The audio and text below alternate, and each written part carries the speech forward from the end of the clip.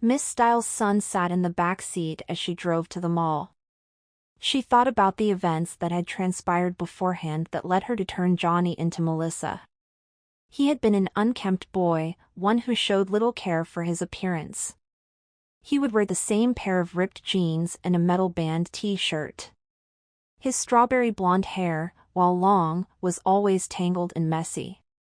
His room would always be a mess. Empty soda cans and bags of chips littered the room. He would sleep in late and play video games to the late hours of the evening. Her son showed little drive, failing to graduate high school, and showed little interest in finding employment. While he did go out with friends, he would come home intoxicated, spending the next day recovering from his drunken exploits. She had detested the company he kept, unruly boys who were a poor influence on her son. They are nothing more than delinquents, she would muse to herself. She had found herself at her wits' end. The boy was too much like his father. A man Samantha had once been bedded by in a moment of lust and desire. Afterwards, when he had found out she had become pregnant with his child, he disappeared. He left her alone and wanted nothing to do with the child he conceived with her. This changed Samantha as she grew to learn she could be a strong, powerful and dominant woman, one who did not rely on others. She decided to open her own advertising agency instead of working for the proverbial man. She found great success in her preferred field, and the agency became one of the most influential in her area. It was the day she took her son to her office when she realized she could no longer tolerate his boyish antics. He made crude and nasty advances to one of her employees. The words he used to describe her assets were intolerable. She found herself mortified, ashamed and embarrassed by his behavior. She had hoped that by having him help around the office would improve his behaviors and teach him reasonability. Instead, she found her employee crying and humiliated by the way her son had treated her. So within a moment, as Samantha consoled her employee, she decided that her son would become her daughter. She had heard of petticoat discipline but thought little of it. Would it truly work, she thought to herself? Would she be able to transform her son into the picture-perfect daughter she had always longed for?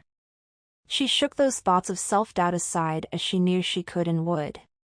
The next day she rid her son of his video games and any other distractions that would interfere with her plans. She forbid him from seeing his friends and grounded him. Miss Styles gave the ultimatum that he would either do as she says or he could leave. It was either or. Knowing Johnny had nowhere to go, he successfully bowed down to her will. Her first order of business was to have him clean his room. He was hesitant at first, even fighting with her that he did not want to do so. Yet what little choice did he have, clean his room or have no room to sleep in? Samantha decided he would need to dress in proper attire to perform this task. He would wear what she wanted him to wear, accessories that would diminish his manhood and disobedience. They of course would be feminine in nature. She placed the garments she wished him to wear on his bed. She fiercely looked him over up and down. He was still in his jeans and shirt, but this would be a start. "You will wear these," she commanded with power in her tone. Johnny flinched. He had never seen his mother this angry. He found himself frightened, afraid that she would have him leave. After all, he was 18 now and had no place to go and no money. He decided for now it was best to succumb to her will. "Yeah, I'll wear it," he replied in a trembling voice.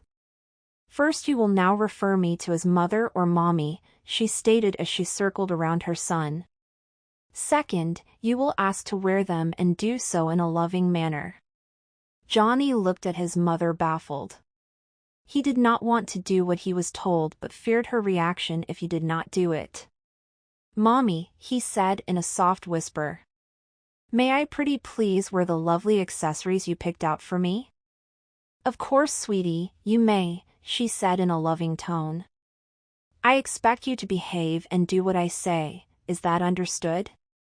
"Yes, Mommy, it is understood," he said with his head lowered. With that she placed an adorably cute shiny satin tutu pinafore around his waist. The pinafore had doubled-edged satin ruffles with an extra-long tie sash that allowed for a glorious bow with lace edging to be tied in the rear. Samantha then added the sweetest of bonnets, which was made in checked gingham. It was trimmed in very dainty pleated lace, had gingham straps that tied under his chin into a cute bow to keep firmly in place. To complement the accessories, she added a pair of fabulous two-tone flower Mary Jane shoes. The shoes were flats and had a thick strap that went over the front of the shoe with an adjustable buckle. On top of the shoe was a large handmade flower, adding a sissy sensationalism to them. Johnny felt foolish but fulfilled his mother's wishes. He spent the next few hours cleaning his room, ridding himself of the list of items she had demanded he do so. The raunchy girly magazines he had stashed away were replaced with ladies' fashion magazines. Sports decor was now replaced with flowers and pictures of glamorous Hollywood starlets. Blues became pinks, boyish pleasures became girly delights, and messy became sassy. When he was finished, Samantha ordered him to the bathroom. She ordered him to groom himself like a proper lady should. He found himself in a rose-scented bubble bath, making the prim and proper preparations for what was to come. When he was finished, he emerged wearing the fluffy pink bath towel she had given him around his waist. "That is not how you wear a bath towel," she scolded him. She approached him, brought the towel to his chest, and folded it over. Johnny realized his mother had just placed the towel around him in a style only girl would wear. She ushered him to her vanity and pointed to the chair to have him sit. He looked at her wide-eyed but complied to her demand.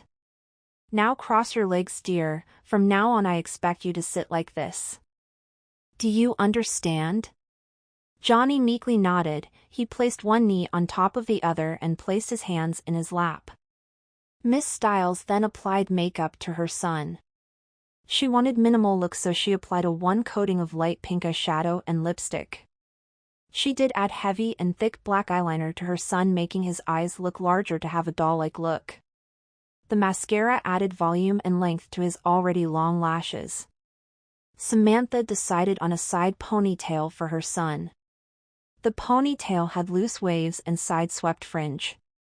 The soft look was glamorous, complementing her son's delicate features. She left out a few layers to add balance before securing the style with a beautifully soft sweet chiffon bow. Samantha was pleasantly surprised how easy it was to begin transforming her son. He sat there docile with a doll-like expression to him as she prepared him. "Is he as shocked?" she thought to herself. The rough-and-tumble boy had been replaced by a demure lady. Gone were his ruffian ways and inabilities to adhere to his mother's wishes. She dressed him in a luxurious satin micro-baby doll. The A-line bust had dazzling deep ruffles on the hemline edged with luscious lace. The wide shoulder straps were decorated with the cutest fixed bows. It was just overly adorable and feminine and served as an introduction to the clothes he would soon be wearing. Samantha then added shiny satin panties that had a smooth front and an over-the-top ruffled rear. The girl ruffle panties had a lighter pink lace through the eyelets that tied into a large bow with long delicious sashes. Then came a choker made from glass silk with a rear tie. It was beautiful, obviously designed for a prissy girl, as it was decorated with a large blossoming flower, embedded with lace detail. To complete the look, she placed a pair of 6-inch pink high-heeled slippers with fluffy faux fur detailing and ankle strap. She added a pair of long dangle earrings to his already pierced ears. He felt them swing and brush against his neck with his every move. She spirited him with perfume, and the scent of Chanel No. 5 filled the room, beckoning him into femininity. His side ponytail tickled his neck and giggled a bit with girlish delight. Samantha watched as he teetered and wobbled on the high stiletto heels she had him practice walking in. She taught him to walk like a lady, to take tiny steps, to shorten his stride. He placed one foot right in front of the other, placed his foot down first and then the heel. It was cute when he added a wiggle to his walk, swung his hips and took mincing steps. With practice he was mincing about the room without any further training or encouragement. Johnny began to feel his masculine side begin to slip away and found himself feeling like a woman. The intoxicating click-clack-click of his heels echoed in the room. He felt sweet and submissive, demure and dainty. Was this his mother's plan, he said to himself, to transform him into a mincing over-the-top sissy girl? If it was, why was he going through with her plan so easily? Why was he subjecting himself to her commands? Why did he find himself enjoying being dressed and acting like one? Johnny was taught to speak properly in a soft and feminine tone. He was told to use words such as fabulous and lovely, pretty and cute. He modeled his new outfit for his mother, striking numerous ultra-feminine poses. His gestures and mannerism became ladylike and girlish. It became natural for him to cross his legs when he sat. He wanted to fight the change but could not. Even later in the day when he was dressed for daughter's school, he complied with his mommy's wishes. He was dressed in a satin that shined beautifully top with a grand sailor collar. The collar folded over at the front of the dress and sat fully over his shoulders, trimmed with satin stripes. The top had the cutest semi-fitted short sleeves, with contrasting stripes at the hem of the cuffs. The purposely oversized hanging bow necktie was held underneath the collar with clasps. The matching satin pleated schoolgirl skirt had deep folded pleats that came down to his thighs. He wore a pair of white thigh-high stockings and loved how the material felt against his smooth-shaven legs. The hot pink 4-inch Mary Jane heels were transcendent, and he loved how they matched his outfit. The sissy tag that hung from his necklace delighted him as it let his mommy know what he was. His mother wore a beautifully detailed blouse that was timeless. It was black and would live on through the ages of fashion.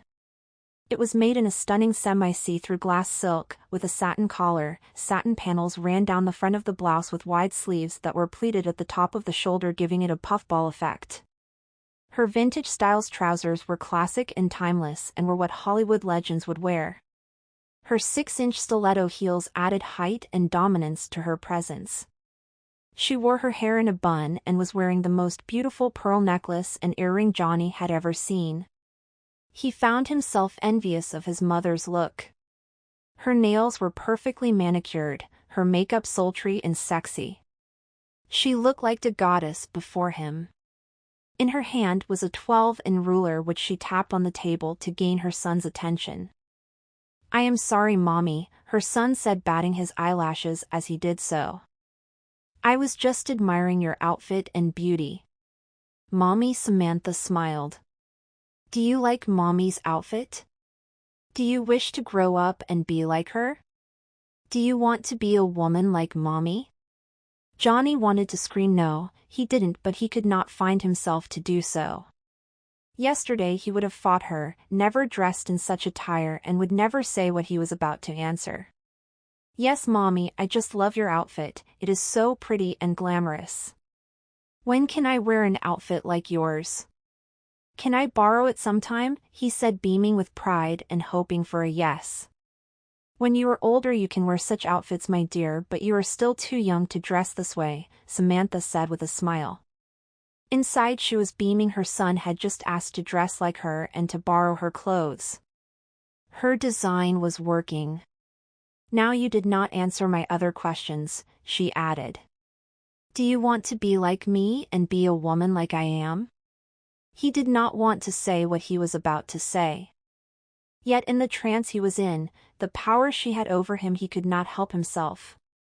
He smiled at his mother, fluttered his eyelashes and said, "Of course I want to be like you, Mommy. I want to be a woman like you." Miss Samantha Love Styles pulled into the mall parking lot. Her son, now daughter, seated in the back.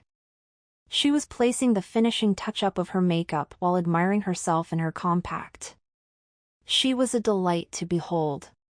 He was about to be reintroduced to her former best friend, and so he can see the improvements she had made.